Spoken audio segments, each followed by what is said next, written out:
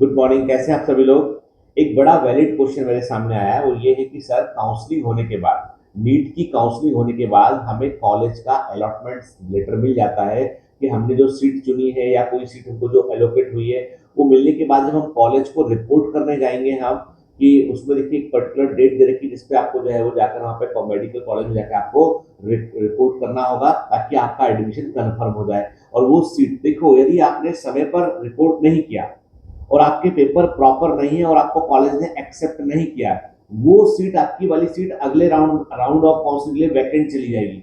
तो आपके पास में एलोकेशन लेटर होने के बावजूद आपको मेडिकल कॉलेज नहीं मिलेगा यदि आपके डॉक्यूमेंट्स प्रॉपर नहीं है और आप समय पर जाकर मेडिकल कॉलेज को रिपोर्ट नहीं करते हैं, क्योंकि एक डेडलाइन होती है। उसके बाद मेडिकल कॉलेज एनएनसी को जो है वो इन्फॉर्म करता है, मेडिकल काउंसलिंग कमेटी को इन्फॉर्म करता है कि भैया ये सीट हमारी खाली रह गई है, तो अगली राउंड ऑफ काउंसलिंग वो सीट चली जाती है। इसलिए कभी गलती मत करना। तो अब एमबीबीएस के लिए सीट एलोकेट होने के बाद कौन से डॉक्यूमेंट्स आपको जरूरी हैं, जिसको तैयार रखना है आपको, और ये नोट कर लीजिए और एक चेकलिस्ट बना लीजिए कि सब कुछ रेडी आपके पास होना चाहिए।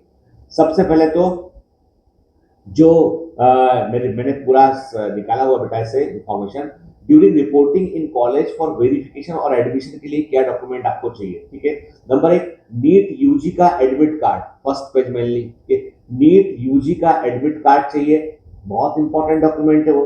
दूसरा, नीट यूजी का रिजल्ट या स्कोर कार्ड जो आपको मिला है, जो आपने डाउनलोड किया होगा, वो चाहिए, उसका प्रिंट आउट चाहिए। उसका हर एक चीज के कम से कम 4 कॉपी तैयार रखिएगा, कम से कम 4 सेट तैयार रखिएगा इसका। तो पहला नोट किया आपने, NEET UG admit card, first page में ली। दूसरा है नीट यूजी रिजल्ट और स्कोर कार्ड।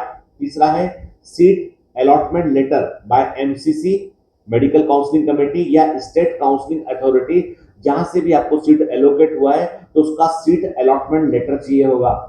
फिर चौथा है क्लास 10th का मार्कशीट और क्लास 12th का मार्कशीट प्लस पासिंग सर्टिफिकेट। कई बोर्ड पासिंग सर्टिफिकेट रिलीज करते हैं, तो वो पासिंग सर्टिफिकेट आपका होना चाहिए एज पर बोर्ड, और 10th और 12th का मार्कशीट होना चाहिए आपका। फिर आपके पास कम से कम 10 के आसपास पासपोर्ट साइज के फोटोग्राफ होना चाहिए। ये फोटोग्राफ वैसे ही होना चाहिए जो एडमिट कार्ड में लगाए थे आपने, वेरी नहीं करना चाहिए। ठीक है ना। फिर इसके बाद जो है आपके आइडेंटिटी प्रूफ के लिए, आपकी आईडी के लिए आपको चाहिए होगा आधार कार्ड चाहिए होगा आपको, या पैन कार्ड लगेगा आपका। आधार कार्ड सबसे सेफ और सबसे बेहतर है। ठीक है, आधार कार्ड लगेगा, पैन कार्ड लगेगा, या ड्राइविंग लाइसेंस हो गया, पासपोर्ट हो गया आपका, वोटर आईडी हो गया, कोई भी एक चलेगा। पर सेफर साइड आधार कार्ड रखिए। आधार कार्ड से 2 चीजें सॉल्व होती है, आपका कम्युनिकेशन एड्रेस भी प्रूफ होता है और आपका जो है वो आइडेंटिटी भी प्रूफ होता है। ठीक है, तो Aadhaar card, PAN card, driving licence, passport, voter ID, कोई भी एक चलेगा इसमें। ठीक है, फिर कैटेगरी सर्टिफिकेट बहुत ज्यादा इंपॉर्टेंट है। यदि आपने कोई कैटेगरी के थ्रू सीट उठाया है आपने और वो सर्टिफिकेट आपके पास मिसिंग है या एक्सपायर्ड सर्टिफिकेट है या वैलिड नहीं है, तो मामला गड़बड़ हो जाएगा। देखिए, एससी और एसटी के सर्टिफिकेट की वैलिडिटी नहीं हो, मतलब वो एक बार इश्यू हो गए तो उसके वो हमेशा काम करते हैं। उसको आप केवल जो है उसको आप नए फॉर्मेट जो उसके अकॉर्डिंग उसके आधार पे बनवा सकते हैं। लेकिन ओबीसी का सर्टिफिकेट जो होता है ना, वो क्रीमी लेयर पर डिपेंडेंट है। तो क्रीमी लेयर का मतलब है कि इनकम पर डिपेंडेंट है। तो आपके पास में जो इनकम सर्टिफिकेट भी होना चाहिए और ओबीसी का लेटेस्ट वाला सर्टिफिकेट आपके पास में होना चाहिए। मान लो कोई व्यक्ति का ओबीसी क्लेम किया उसने, लेकिन परिवार की इनकम क्रीमी लेयर में आ गई, तो फिर वो ओबीसी क्लेम नहीं कर पाता है। Same with economically weaker section के साथ में भी है। तो कैटेगरी सर्टिफिकेट नॉट फॉर, वो बोल रहा है आपसे, कह रहा है कि आपको जो है वो ओबीसी और ईडब्ल्यूएस का थोड़ा ध्यान रखें। बाकी सब सर्टिफिकेट तो जो है वो जो फॉर्मेट है उसके अकॉर्डिंग बने हैं तो काम करेंगे उसके। इसके अलावा आपका कैरेक्टर सर्टिफिकेट जो आपके लास्ट स्कूल से इशू हुआ हो या जिस कॉलेज में आपने पार्शियल ड्रॉप लिया है, जिस कॉलेज में आप पढ़े उससे कैरेक्टर सर्टिफिकेट चाहिए। क्या, तो ये सर्टिफिकेट जो है वो आपके साथ में बेसिकली क्या होता है कि जनरली ये सर्टिफिकेट जब भी आप टीसी निकालते हो, जब भी आप ट्रांसफर सर्टिफिकेट निकालते हैं, तो आपको कैरेक्टर सर्टिफिकेट वहां से साथ में ही मिल जाता है। यदि नहीं मिला है, चेक कर लीजिए कि आपके पास आपका ट्रांसफर सर्टिफिकेट होना चाहिए और आपके पास में जो है वो कैरेक्टर सर्टिफिकेट भी होना चाहिए। ठीक है, क्योंकि क्या है, ये छोटे छोटे डॉक्यूमेंट क्या होते हैं, लास्ट मिनट में परेशान करते हैं, ये है कि नहीं, ये लेके आओ, वो लेके आओ, तो फिर परेशान आता है व्यक्ति। ठीक है, फिर